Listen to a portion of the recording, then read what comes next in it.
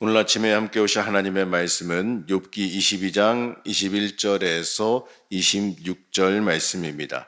청하건대 너는 하나님의 입에서 교훈을 받고 하나님의 말씀을 내 마음에 두라.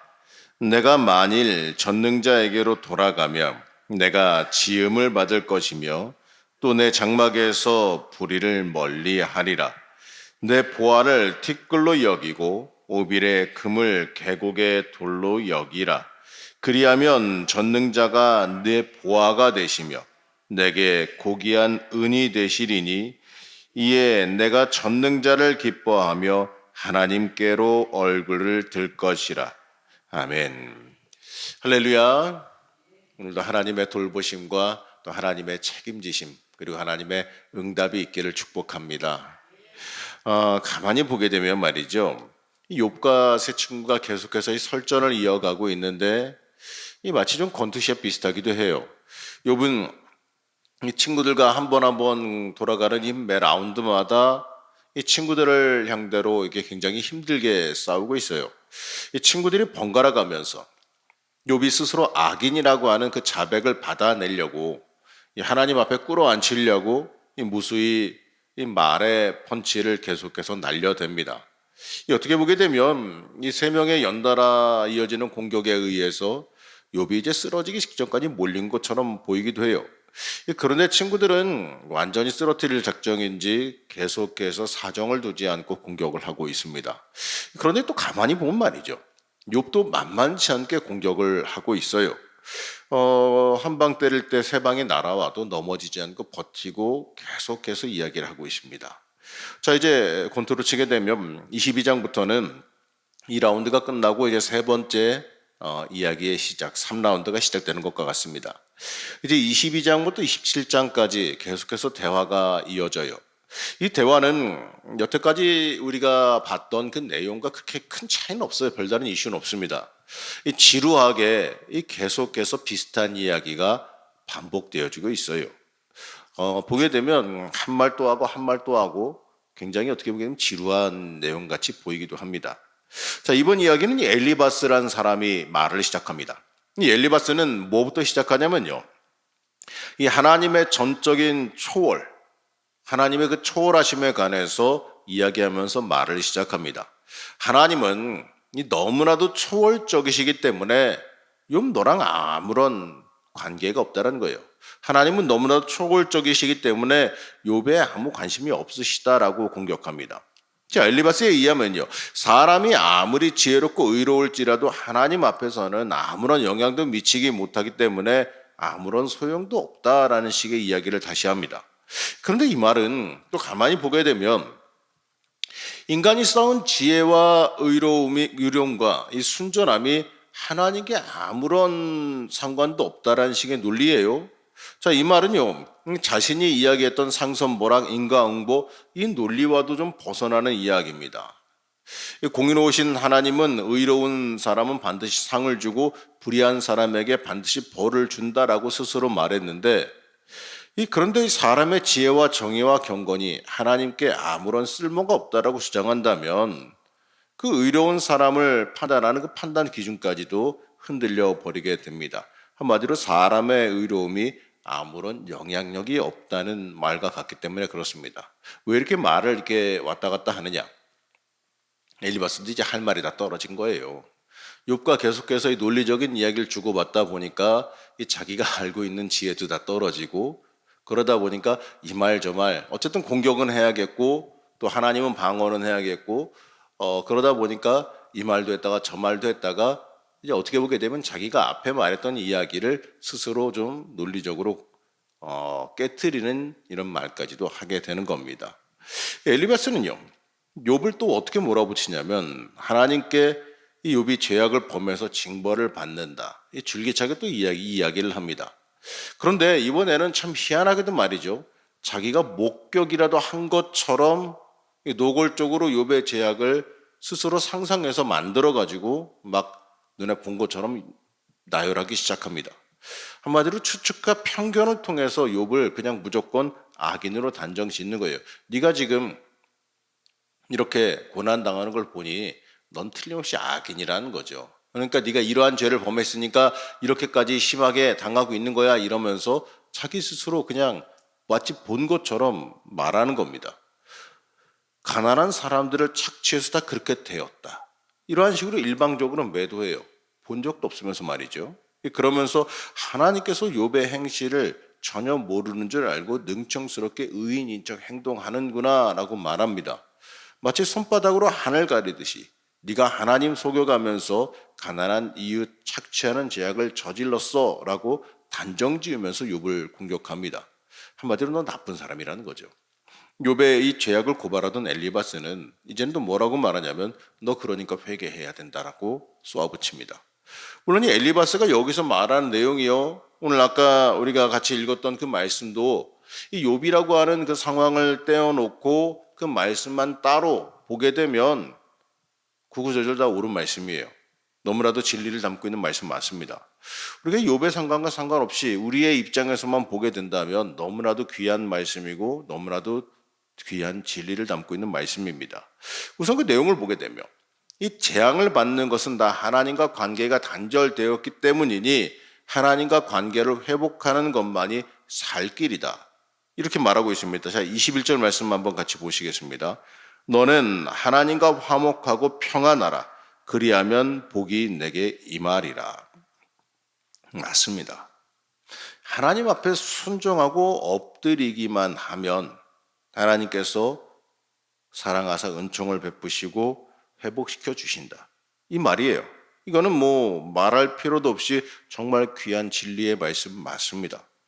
이 황금 만능주의를 버리고 주님 앞으로 돌아오면 주님께서 우리의 보물과 산더미 같은 은이 되실 것이다. 이렇게 말하지 않습니까? 자, 25절 말씀 보겠습니다. 그리하면 전능자가 내 보화가 되시며 내게 고귀한 은이 되시리니. 자, 그러면 전능하신 분이 내 보물이 되시고 산더미처럼 쌓이는 은이 되어 주실 것이다 라고 말하는 거예요.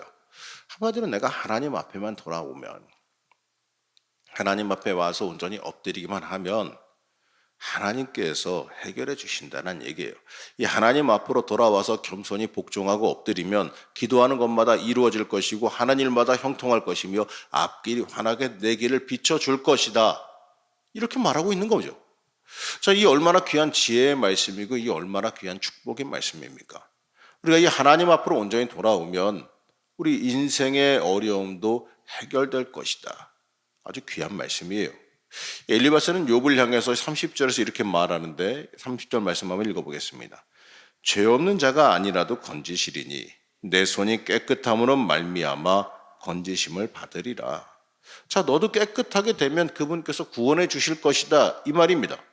욥이 하나님 앞으로 돌아와서 죄를 다 뉘우치고 순종하며 엎드릴 수만 있다면, 욥의 그 정의로 깨끗해지기만 한다면 이 지금 재앙에서 벗어나 구원을 받게 될 것이다. 이렇게 말하는 겁니다. 사랑하는 성도 여러분, 엘리바스가 욥에게 회개를 촉구하면서 한 이 말, 이 진리의 말씀이요, 사실 이것만 떼놓고 보게 되면 하나도 틀린 거 없습니다. 정말 귀한 지혜의 말씀인 거는 맞아요.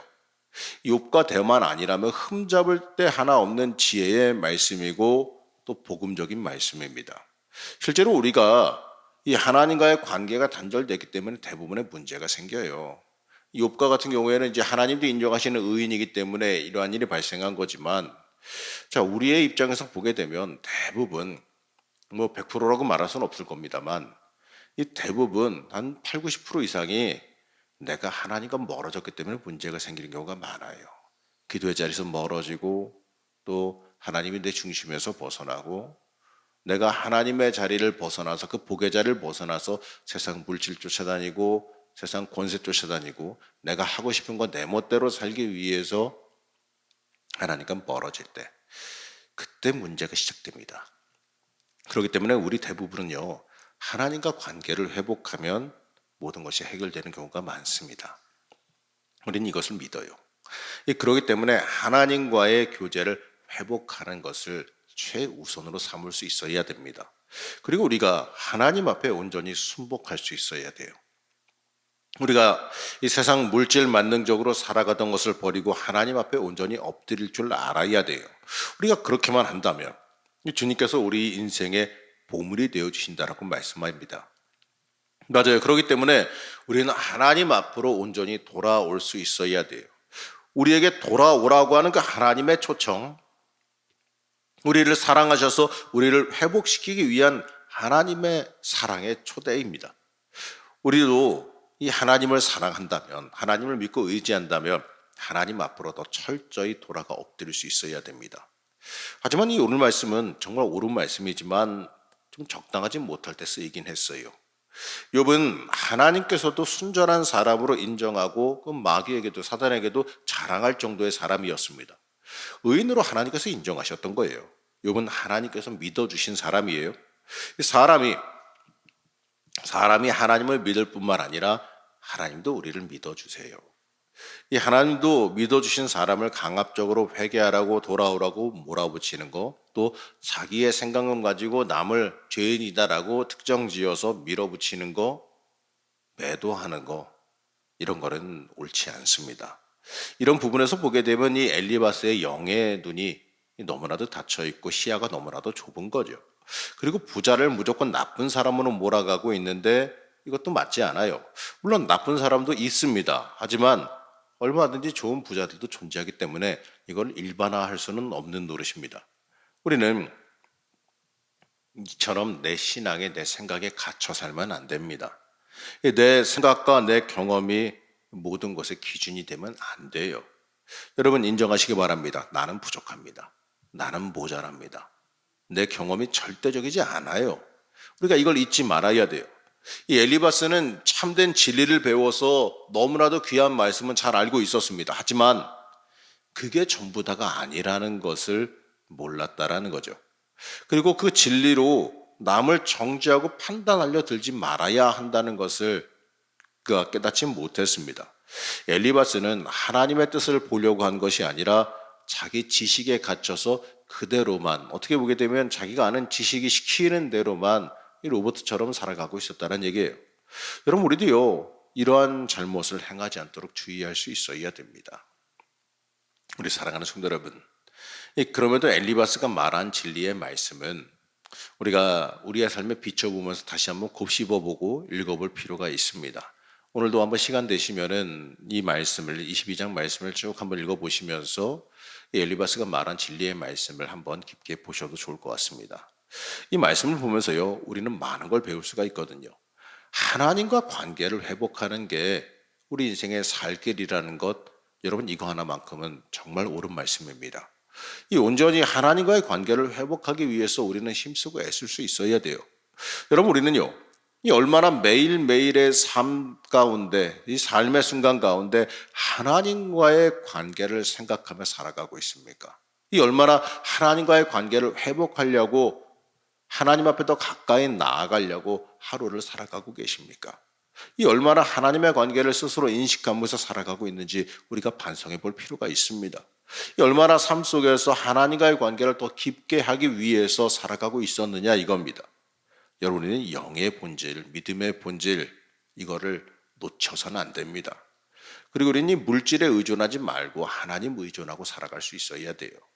그럴 때 우리의 삶이 참된 회복과 참된 기쁨과 참된 복을 경험하게 될 겁니다.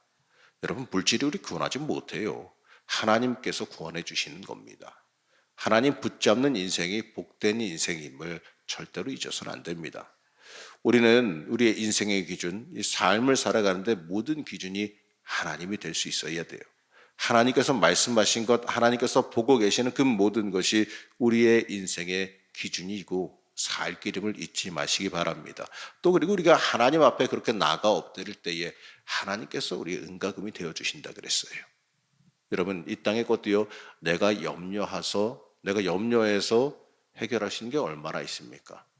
염려하고 고민하고 걱정해봤자 고민만 늘고 힘들만 늘어나고 해결되지 않고 아픔만 늘어나요. 그러나 우리 주님께 내어 맡기고 주님 앞으로 나아가면 내가 걱정하고 근심할 필요 없이 어느 순간 보면 그것까지도 세밀하게 살펴서 해결하시는 하나님의 은혜를 만날 줄로 믿습니다. 하나님은 우리 인생의 복이 되어 주신다 말씀하셨습니다. 하나님을 복으로 삼고 살아가는 사람은 이 땅에서 하나님의 능력과 은혜, 하나님의 돌보심, 선하신 하나님의 역사를 만날 줄로 믿습니다.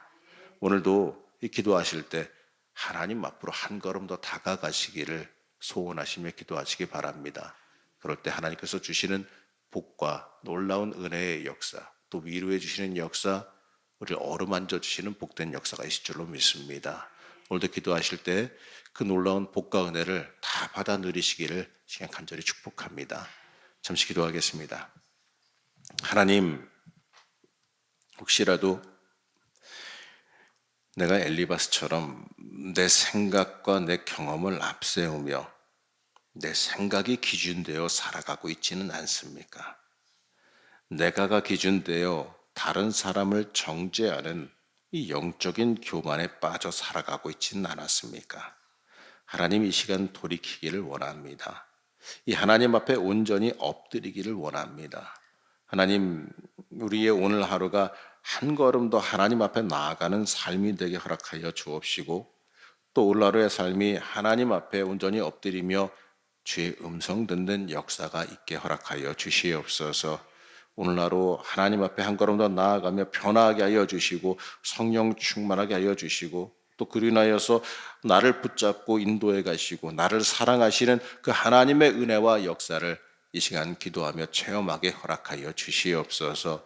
오늘날도 하나님 붙잡기를 원하오며 거룩하고 존귀하신 예수님의 이름으로 기도하였습니다. 아멘.